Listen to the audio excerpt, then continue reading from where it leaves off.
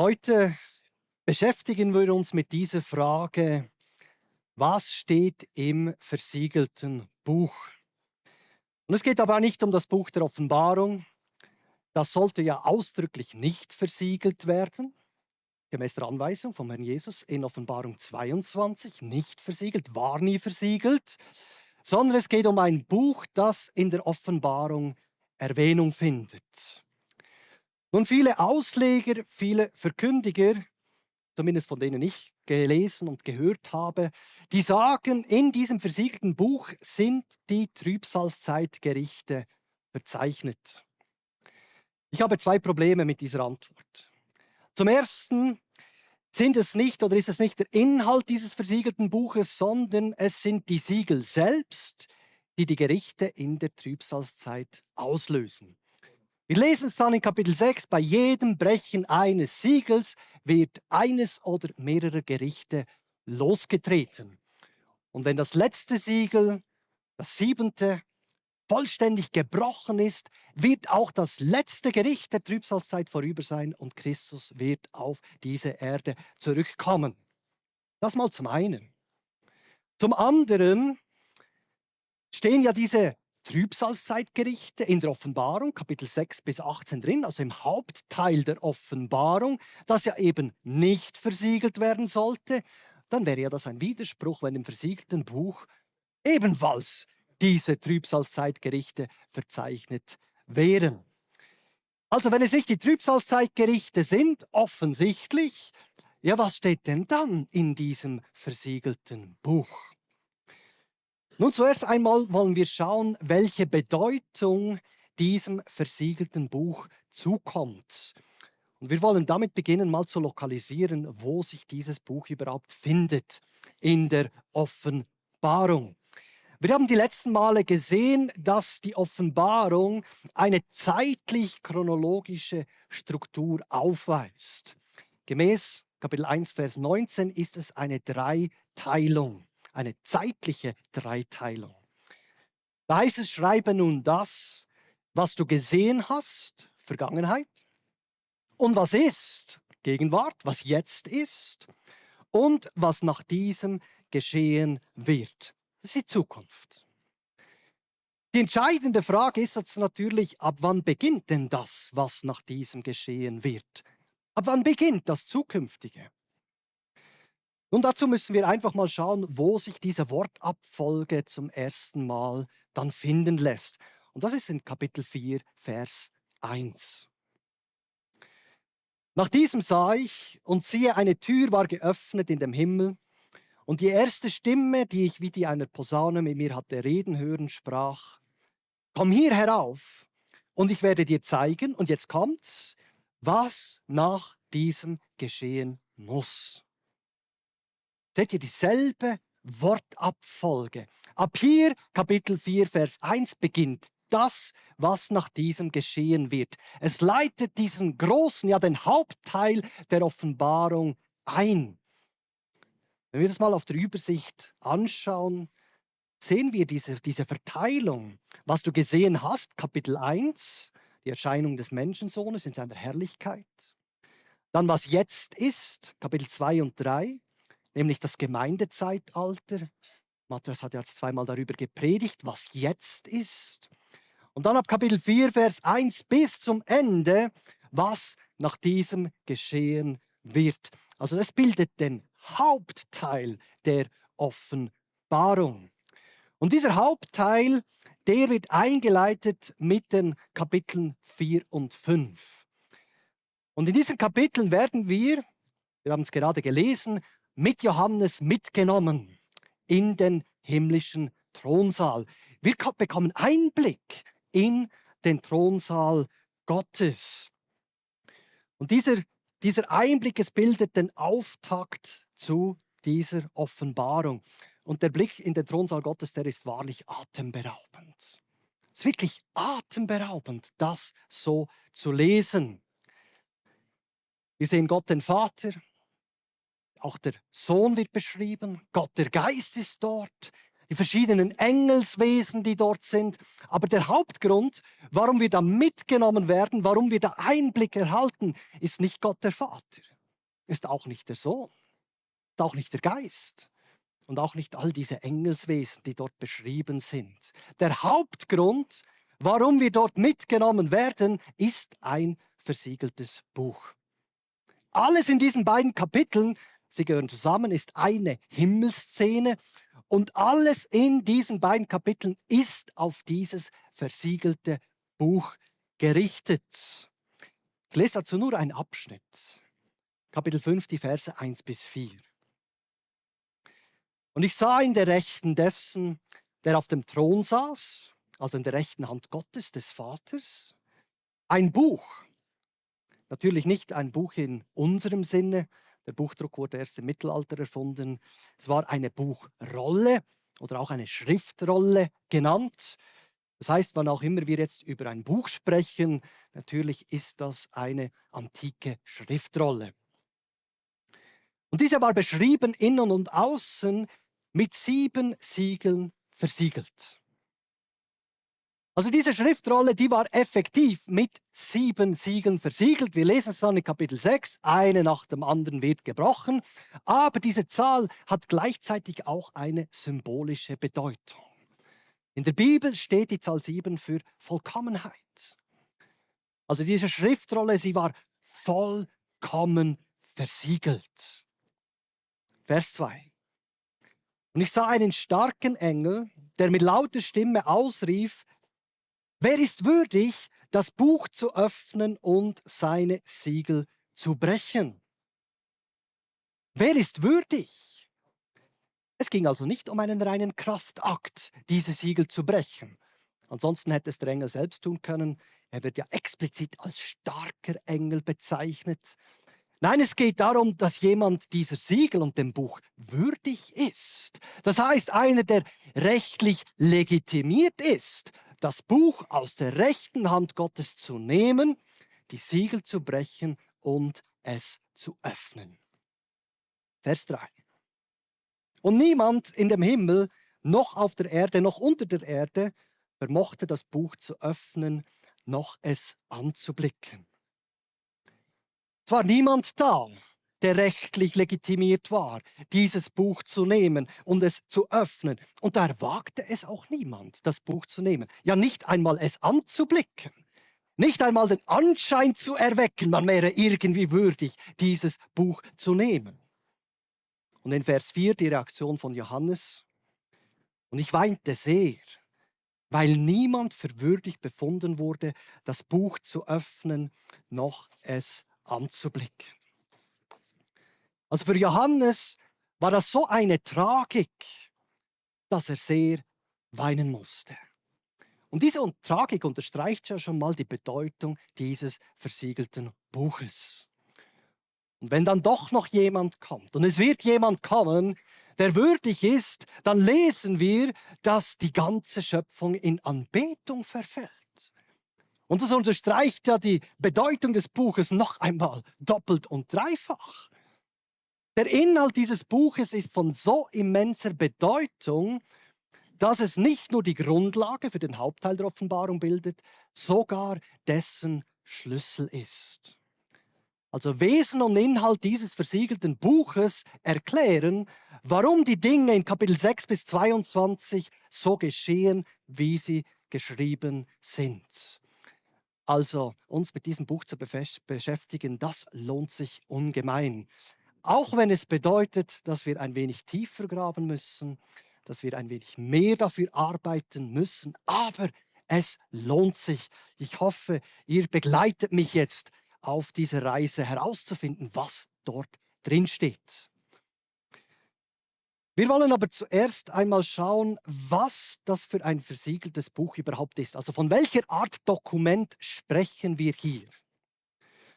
Nun, in der Antike wurden ganz bestimmte Schriftrollen versiegelt und von außen beschriftet.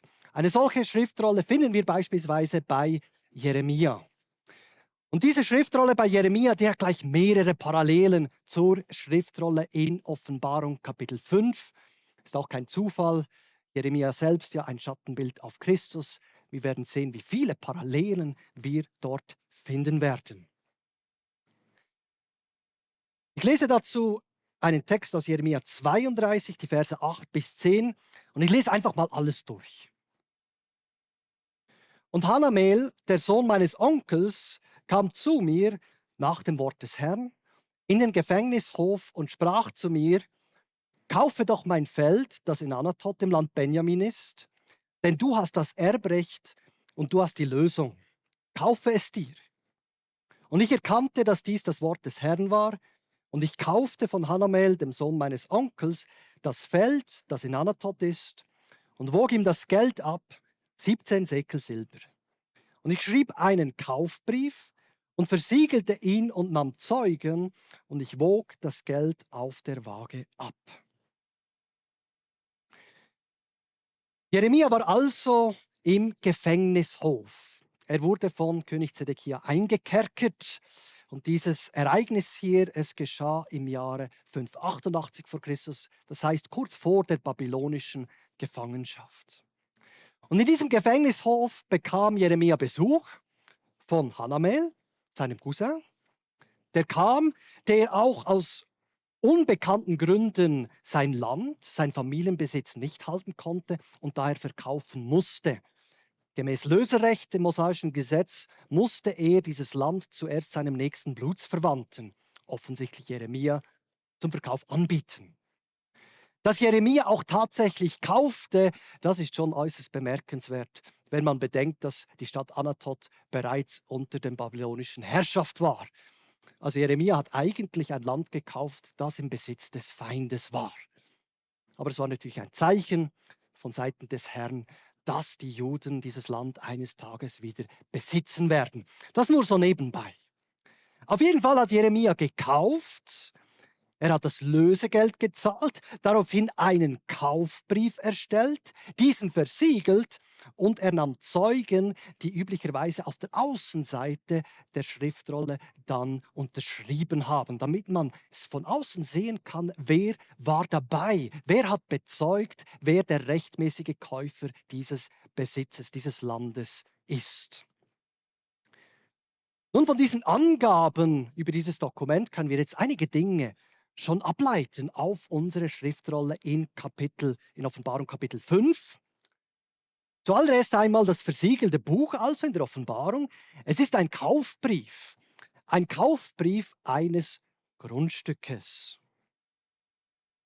Dieser Kaufbrief wurde nach der Zahlung erstellt. Also zuerst wurde das Geld gezahlt, das Lösegeld für diesen Besitz. Dann wurde der Kaufbrief erstellt. Darin wurde verzeichnet, um welches Land es sich handelt, was sind die Rechtsbestimmungen und vor allem, wer ist der Käufer. Alles darin beschrieben. Und dieser Kaufbrief, er galt gleichzeitig auch als Besitzurkunde für den Käufer. Es war sein rechtlicher Beweis, dass er dieses Land gekauft hat. Und daher wurde es auch entsprechend mit Siegeln vor Manipulation geschützt. Also dieser Kaufbrief war immer nur so lange rechtskräftig, wie die Siegel noch dran waren. Wenn sie gebrochen waren, war es nicht mehr gültig. Es sei denn, dass der rechtmäßige Besitzer, der die Siegel dann auch drauf gemacht hat, diese Siegel bricht. Hier so ein Bild, wie das ungefähr ausgesehen haben mag. Ihr seht so diese Pergamentpapiere, dort wurde das alles verzeichnet, dann aufgerollt, mit Siegeln versiegelt und die Zeugen, die saßen dabei, die haben das bezeugt, was drin geschrieben ist und haben dann auf der Außenseite unterschrieben, das haben sie dort bezeugt. Wir wissen also jetzt, was für eine Art Dokument es sich handelt. Ein Kaufbrief eines Grundstückes. Jetzt kommen aber natürlich mehr Fragen dazu. Ja, in Offenbarung 5, um welches Grundstück handelt es sich dann dort? Was sind denn dort die Rechtsbestimmungen, der rechtliche Rahmen? Und was hat das alles mit Gottes Plan, mit dieser Welt zu tun? Nun, im mosaischen Gesetz finden wir Gottes Gedanken über das Grundstückrecht im Land Israel. Da aber die Siegel in der Offenbarung ja globale Auswirkungen haben, diese Gerichte, sie kommen ja weltweit über die ganze Erde, müssen wir diese Gedanken Gottes im mosaischen Gesetz über das Land Israel übertragen auf die ganze Erde. Und wenn wir das tun, wir werden erstaunliche Parallelen feststellen. Ich kann das jetzt natürlich nicht in aller Tiefe und Länge und Breite betrachten in der gegebenen Zeit, aber ich versuche doch mit 5 Parallelen euch so eine Grundlage zu geben, damit wir sehen, was in diesem versiegelten Buch drinsteht. Die erste Parallele. Dieser erste Aspekt, es ist der grundlegendste Aspekt, nämlich das Land Israel, es gehört dem Herrn. Er ist der letztliche Besitzer des Landes Israel. So lesen wir in Levitikus Kapitel 25 und wir werden noch einige Male aus diesem Kapitel lesen, denn dieses Kapitel ist das zentrale Kapitel über das Grundstückrecht in Israel. Alles in diesem Kapitel hat mit dem Grundstückrecht zu tun. Und da sagte der Herr, denn mein ist das Land Israel. Denn Fremde und Beisaßen seid ihr bei mir. Der Herr ist der letztliche Besitzer und damit hat er immer schon und wird auch immer die höchste Macht, die höchste Autorität haben, über dieses Land zu verfügen, gemäß seinem souveränen Willen. Immer. Und wenn wir jetzt das übertragen auf die ganze Erde, stellen wir fest, es ist genau dasselbe. Als Schöpfer wird dem Herrn die Erde immer gehören. Er wird immer die höchste Autorität innehaben, über diese Erde zu verfügen. Wir lesen Psalm 24 zum Beispiel. Des Herrn ist die Erde und ihre Fülle, der Erdkreis und die darauf wohnen. Das ist unumstößlich. Er wird in jedem Fall immer der letztliche Besitzer der Erde sein. Er ist der Schöpfer, der Urheber der Erde. Das ist die erste Parallele. Zweite Parallele. Auch wenn das Land Israel dem Herrn gehört, so hat der Herr das Volk Israel bestimmt, um über dieses Land zu walten, es als zu ihrer Herrschaft übertragen. Er hat ihnen das Verwaltungsrecht übertragen, an seiner Stadt über dieses Land zu herrschen. Man nennt das eine theokratische Regierungsform. Eine Theokratie bedeutet, Gott regiert mittels einem oder mehrerer Repräsentanten. In diesem Fall hat er Abraham berufen und seine physischen Nachkommen, nicht die geistlichen, die physischen Nachkommen über dieses Land an seiner Stadt zu herrschen, gemäß seinem Willen, seinen Absichten, seinen Gedanken, seinen Plänen, zusammengefasst gemäß dem Wort, das er ihnen gegeben hat. Wir lesen das bereits in Genesis 13. Da sprach der Herr zu Abraham, denn das ganze Land, das Land Israel, das du siehst, dir will ich es geben und deiner Nachkommenschaft bis in Ewigkeit. Er hat es ihm und seinen Nachkommen übertragen, dieses Verwaltungsrecht. Es war nun ihre Aufgabe, über dieses Land gemäß Gottes Gedanken zu walten. Und das lesen wir dann auch in Levitikus 25. Denn mir sind die Kinder Israel Knechte, meine Knechte sind sie. Und wie gesagt, das steht im Kontext des Grundstückrechtes. Auch das bezieht sich auf den Dienst der Juden, über das Land zu herrschen, anstelle Gottes oder als Repräsentant Gottes. Und auch das können wir jetzt wieder übertragen auf die ganze Erde. Gott ist der Schöpfer der Erde, ihm gehört es, er ist der letztliche Besitzer, aber er hat das Verwaltungsrecht dem Menschen gegeben, nämlich Adam und Eva. Ihnen hat er es übertragen. Wir lesen Genesis 1,28. Und Gott segnete sie und sprach zu ihnen, also zu Adam und zu Eva, seid fruchtbar und mehrt euch und füllt die Erde und macht sie euch untertan. Und herrscht über die Fische des Meeres und über die Vögel des Himmels und über alle Tiere, die sich auf der Erde regen. Macht sie euch untertan. Herrscht über diese Erde. Ihnen ist das Herrschaftsrecht, das Verwaltungsrecht gegeben, als Repräsentanten für Gott über die Erde zu herrschen, gemäß dem Wort, das er ihnen gegeben hat. Sehen wir das? Genau dasselbe. Dritte Parallele. Da Israel nicht der eigentliche Besitzer des Landes war, durfte das Land auch nicht für immer verkauft werden. Es war gar nie in ihrer Möglichkeit, weil sie ja nur Verwalter sind, das Land irgendwie jemand anderem dauerhaft verkaufen zu können. So sagte der Herr in Levitikus 25, und das Land soll nicht für immer verkauft werden. Warum? Denn mein ist das Land. Ihr könnt das gar nicht. Es stand gar nie in der Kompetenz Israels, das Land irgendwie dauerhaft verkaufen zu können. Der einzig legale Weg, den Familienbesitz dauerhaft weiterzugeben, also die Verwalterschaft darüber dauerhaft weiterzugeben, war die Erbfolge, also von einer Generation in die nächste Generation. Jegliche Veräußerung des Landes wäre also immer nur eine zeitlich begrenzter Übertrag der Verwalterschaft über jenes Land, nämlich immer bis zum Jubeljahr. So nennt es das Gesetz, das Jubeljahr, jedes 50. Jahr. Da ging aller Besitz, der Familienbesitz, die Felder, die Grundstücke zurück zu den Familien, so wie sie Gott unter der Leitung Josuas ausgeteilt hatte. Aus dieser Grundlage hier können wir gleich mehrere Dinge ableiten oder übertragen auf die ganze Erde. Zuerst einmal diese Einschränkung. Man kann das Land nicht für immer verkaufen, weil es ihnen gar nicht gehört hat. So auch beim Menschen, bei Adam und Eva. Es war ihnen gar nicht möglich, diese Erde irgendjemand anderem verkaufen zu können, diese Verwalterschaft irgendwie dauerhaft abgeben zu können. Jeglicher Übertrag der Verwalterschaft, es wäre nur ein zeitlichen Übertrag dieser Verwalterschaft. Also kein Verkauf, sondern ein Übertrag der Verwalterschaft. Dann der Verlust. Denn Adam und Eva haben tatsächlich ihr Verwaltungsrecht übertragen. Sie haben es abgegeben. Wem? Satan.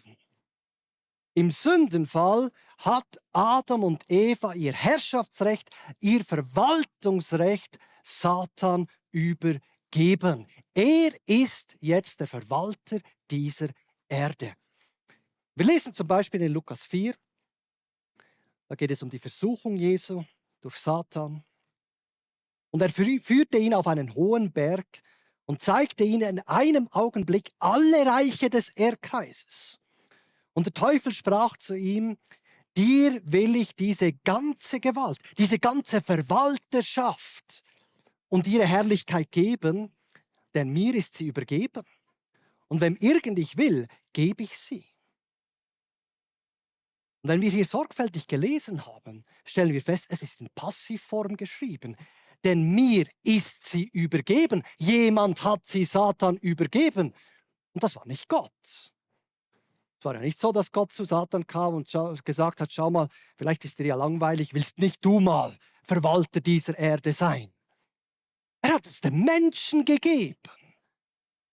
Der Mensch hat sie Satan übergeben. Adam und Eva, sie haben es im Sündenfall drin, Satan übergeben. Bis heute ist er der Verwalter dieser Erde. Und da lesen wir auch von solchen Titeln in der Bibel, Fürst dieser Welt, Gott dieser Weltzeit. Viele solcher Titel, die sprechen von dem. Er hat das Herrschaftsrecht jetzt inne, was eigentlich ursprünglich Gott eigentlich Adam und Eva gegeben hat. Dann noch die befristete Natur dieses Verlustes. Wenn also eine Veräußerung nur zeitlich begrenzt war, dann muss das bei Satan ja auch der Fall sein. Das heißt, Satan ist jetzt der Verwalter dieser Erde, aber es wird der Moment kommen, ja, es muss der Moment kommen, wo die Verwalterschaft über diese Erde wieder zurückgeht zum Menschen. Wir werden es noch sehen. Wir sind schon bei der 4. Parallele. Ich hoffe, ihr seid noch mit dabei. Gott hat das Land Israel unter der Leitung Josuas an die verschiedenen Stämme, die verschiedenen Sippen, an die verschiedenen Familien verteilt.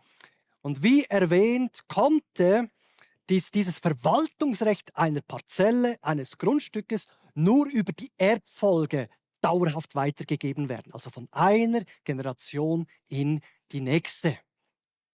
Gemäß Numeri Kapitel 27 gilt es dabei, ganz eine bestimmte Reihenfolge zu beachten, wie das von einer Generation in die nächste kommt. Wenn also jemand verstirbt, wird sein Erbe zuallererst mal dem Sohn vermacht oder den Söhnen. Dann wird es aufgeteilt. Sind aber keine Söhne vorhanden, dann der Tochter oder der Töchter. Dann wird es auch dort aufgeteilt. Sind auch keine Töchter vorhanden, also gar keine Kinder, dann wird es dem Bruder des Verstorbenen hinterlassen. Ist aber auch kein Bruder da, wird es dem Onkel hinterlassen. Und wenn auch das nicht da wäre, dann einfach der nächste Blutsverwandte. Also wir sehen, das Prinzip ist eigentlich so, dass der Besitz, so wie es Gott unter Josua ausgeteilt hatte, sollte eigentlich so nahe wie möglich dort bleiben. So nahe wie möglich. Der nächste Blutsverwandte, kurz zusammengefasst. Nun, diese Reihenfolge hat dann sehr bald einmal zu einem Problem geführt.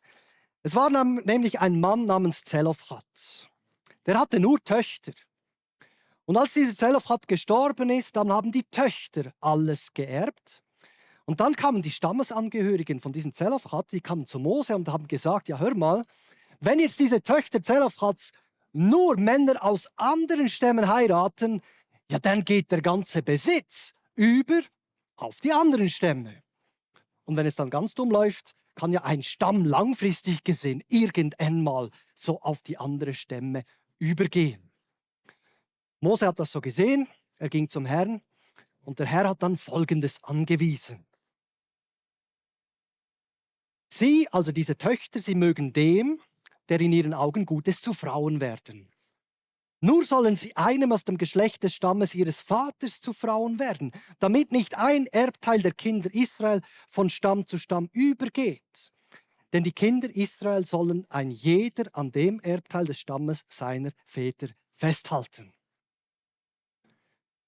Also der Herr hat nun angewiesen, dass alle, also Männer und Frauen, sie dürfen nur innerhalb des Stammes heiraten, damit diese Erbteile, diese Grundbesitze auch dort bleiben, dass die Stämme erhalten bleiben. Nur innerhalb des Stammes. Und wenn wir jetzt das übertragen wieder auf die ganze Erde, der Mensch hat es ja das Verwaltungsrecht abgegeben, dann hätte er es nur dürfen eigentlich an im gleichen Stamm, sage ich jetzt mal so gesagt. Eigentlich einem Menschen. Aber Satan ist ja kein Mensch. Satan ist ein Cherub, ein hohes Engelswesen. Sie hätten ihm das gar nicht geben dürfen. Er ist ein widerrechtlicher Verwalter über diese Erde. Er ist eigentlich nicht legitimiert dazu. Und deswegen hat Gott gleich nach dem Sündenfall die ganze Schöpfung unter einen Fluch gestellt. Weil der Herrscher, der Verwalter ein widerrechtlicher Verwalter ist, ist alles, worüber er jetzt herrscht, ist unter diesen Fluch gestellt. Wir lesen zum Beispiel Römer 8. Denn die Schöpfung ist der Nichtigkeit, das heißt der Vergänglichkeit unterworfen worden, nicht freiwillig, also nicht aus sich heraus, sondern dessen wegen, der sie unterworfen hat. Und auch hier ist wieder nicht Gott gemeint. Das kam nicht von ihm heraus, sondern da ist der Mensch gemeint. Wegen dem Menschen wurde die Schöpfung unter diesen Fluch gestellt. Und bis heute seufzt die Schöpfung, weil Satan ein widerrechtlicher Verwalter dieser Erde ist.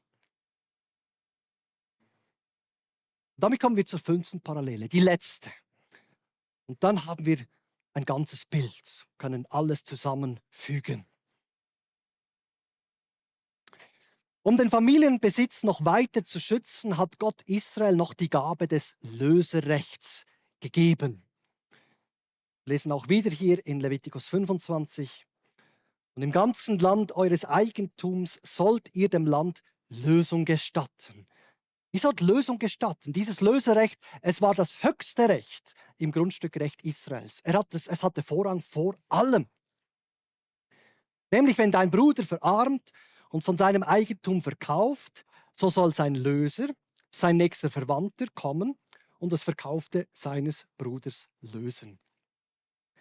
Das ist natürlich nur ein Ausschnitt aus diesem Lösergesetz, ist doch viel, viel weitläufiger. Ich kann jetzt nicht alles lesen.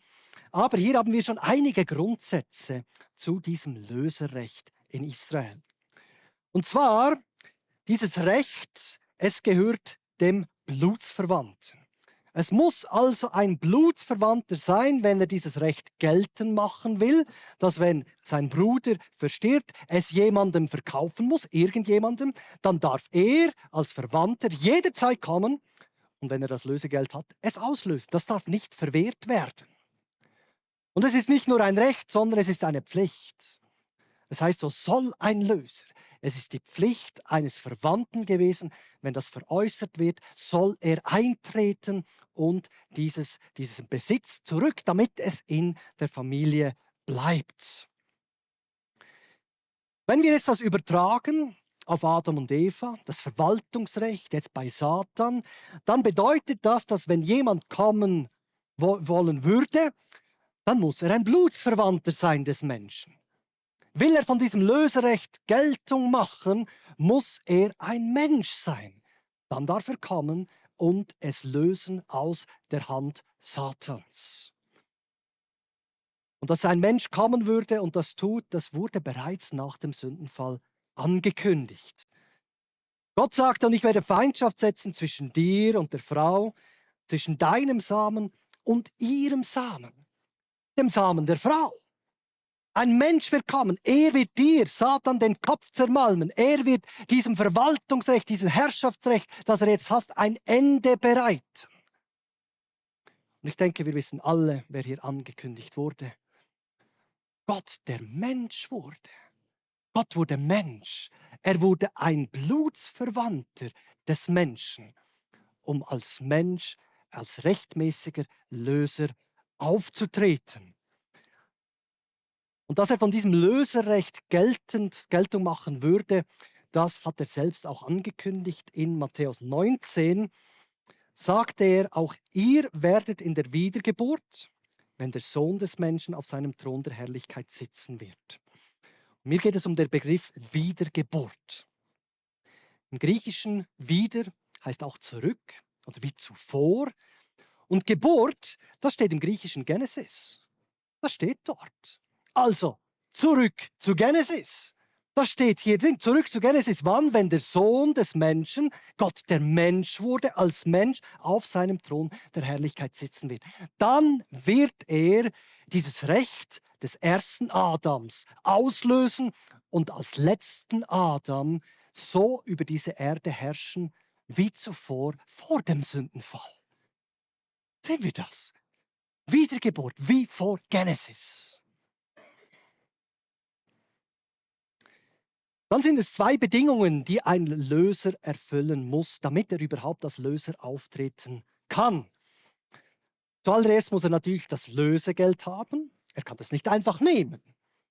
Er muss das erkaufen, muss das Lösegeld aufbringen und er muss auch die Macht besitzen, das Land in Besitz zu nehmen. Das bedeutet auch vor allfälligen Eindringlingen zu befreien und es dann auch zu schützen, es zu verwalten. Christus erfüllt beide Bedingungen. Er hat das Lösegeld gezahlt am Kreuz auf Golgatha.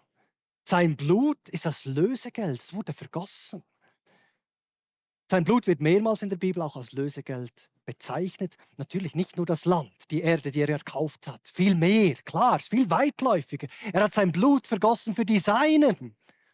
Auch diese hat er gelöst von dieser Strafe der ewigen Verdammnis. Aber er hat damit auch dieses Herrschaftsrecht, das der Mensch in der Sünde vergeben hat, abgegeben hat, wieder gelöst.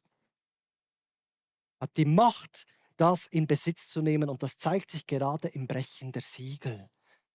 Wenn er diese Siegel bricht, wird er diese Erde so erschüttern, er wird Satan, der Verwalter und alle seine Nachfolger, auch seine menschlichen Nachfolger, erschüttern und dieser Herrschaft ein Ende setzen. Und schließlich noch der blutsverwandte Löser bleibt im Besitz des Landes. Es war also nicht so, wenn wir das Beispiel von Jeremia nehmen, dass jetzt er das gekauft hat und jetzt Hanamel, sein Cousin, das Land einfach so bekommt, sondern Jeremia bleibt jetzt im Besitz dieses gekauften Landes bis zum Jubeljahr, dann geht es wieder zurück. Und so ist es eben auch bei Christus.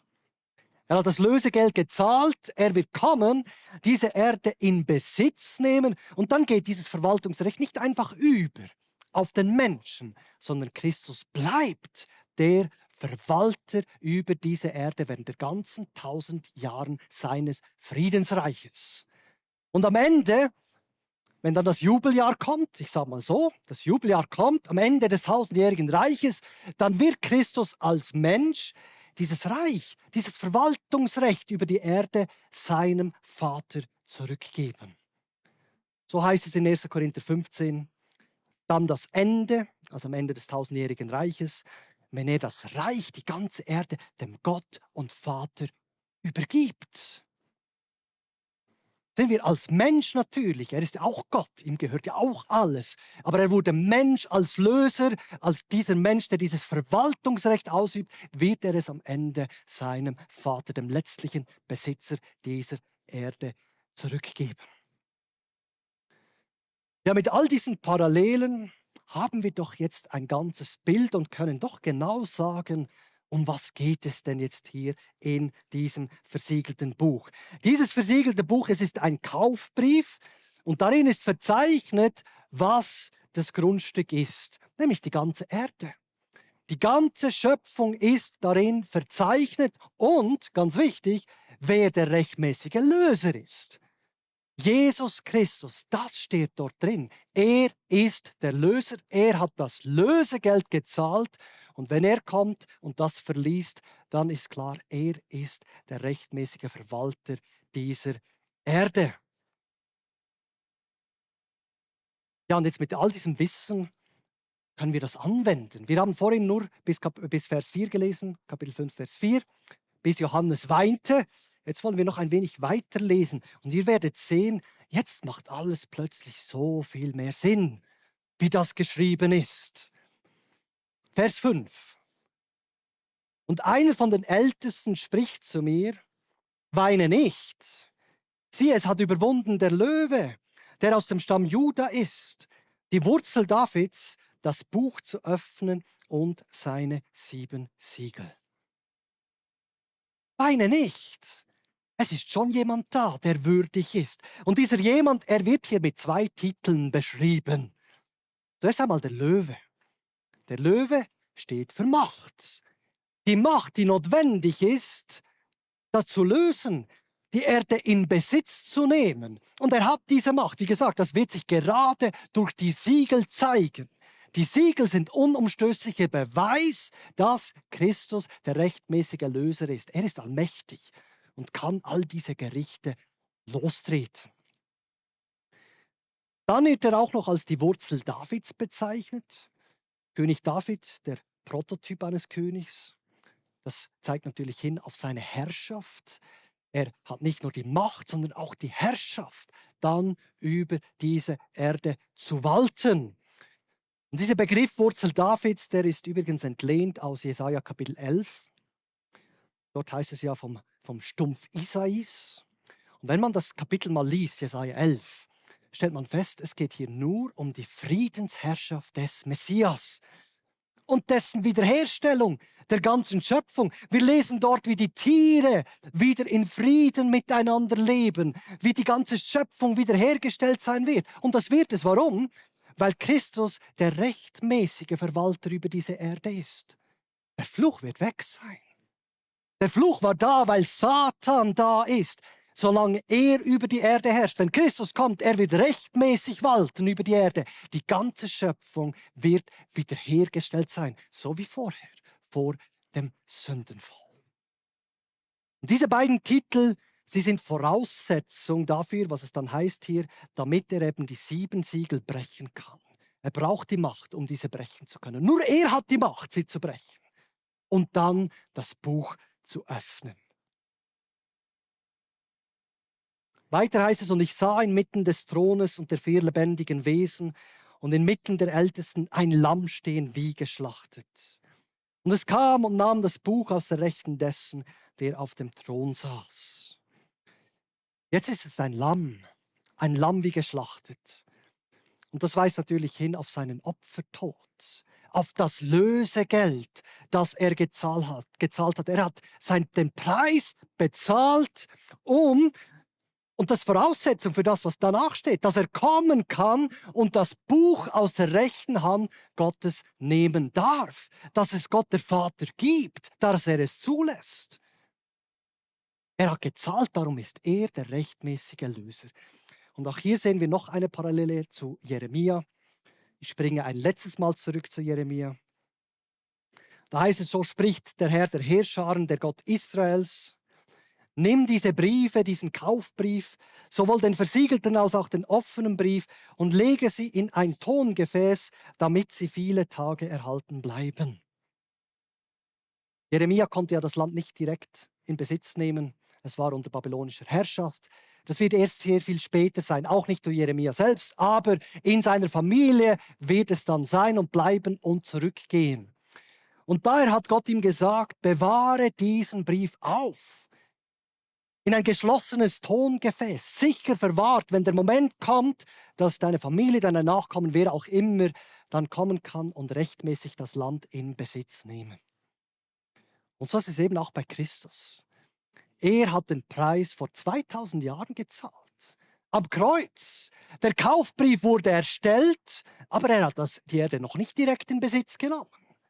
Und daher hat er diesen Kaufbrief verwahrt an dem sichersten Ort, den es überhaupt gibt, nämlich in der rechten Hand des Vaters. Wo könnte es sicherer sein? Und darum wagt es auch niemand, nur das anzublicken in diese Richtung. Und dann kommt der Moment, dass das eben das Lamm kommt und sagt, jetzt nehme ich die Erde in Besitz. Haben wir das verstanden? Macht so viel mehr Sinn, so ab Kapitel 6. Es sagen so viele, ja, die Offenbarung, so doch ein schreckliches Buch, all diese Gerichte, ja, die sind auch drin, aber so aus dieser Perspektive gesehen, hat es doch ein ganz anderes Licht, dass die Siegel gebrochen werden müssen. Dass er der ist, der die Macht hat, diese Erde ja in Anspruch zu nehmen, die Herrschaft Satans zu einem Ende zu bringen. Und wenn alle gebrochen sind, kommt er in Kapitel 19 zurück, öffnet das Buch, verliest es öffentlich und verwaltet die Erde für 1000 Jahre. Und dann am Ende gibt er es seinem Vater zurück, bevor dann die ewige Ordnung aufgestellt wird. Sehen wir dieses Buch, es erklärt alles, was danach geschieht. Ich hoffe aber, dass es nicht nur mehr Verständnis gegeben hat, ist auch ein gutes Ziel, aber das Hauptziel von mir war sicherlich auch, dass wir noch mehr in Anbetung gehen, noch mehr diesen Wunsch nach Anbetung haben, wenn wir davon lesen, dass jemand kommt, der würdig ist, dieses Buch zu nehmen. Dass das jetzt für dich so etwas anderes ist, dass in dir etwas bewegt wird, wenn du das liest. Da ist so viel hinten dran, dass jemand kommen kann, das Buch zu nehmen und es zu öffnen. Ich möchte diese Verse jetzt zum Schluss lesen und möge es wirklich unser Herz bewegen.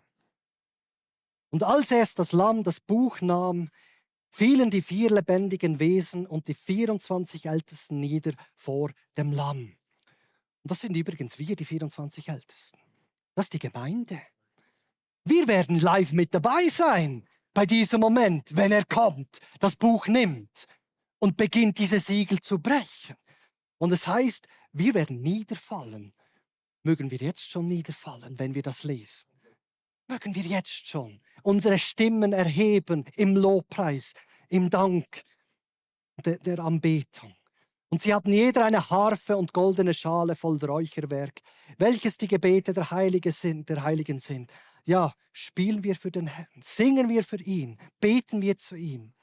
Und sie singen ein neues Lied. Du bist würdig, das Buch zu nehmen und seine Siegel zu öffnen. Ja, wir werden jetzt gleich ein Lied singen. Du bist würdig. Mögen wir das aus ganzem Herzen singen. Mag es uns nicht still sein lassen, magen wir unsere Stimmen erheben dabei. Möchte zuerst noch mit Gebet schließen.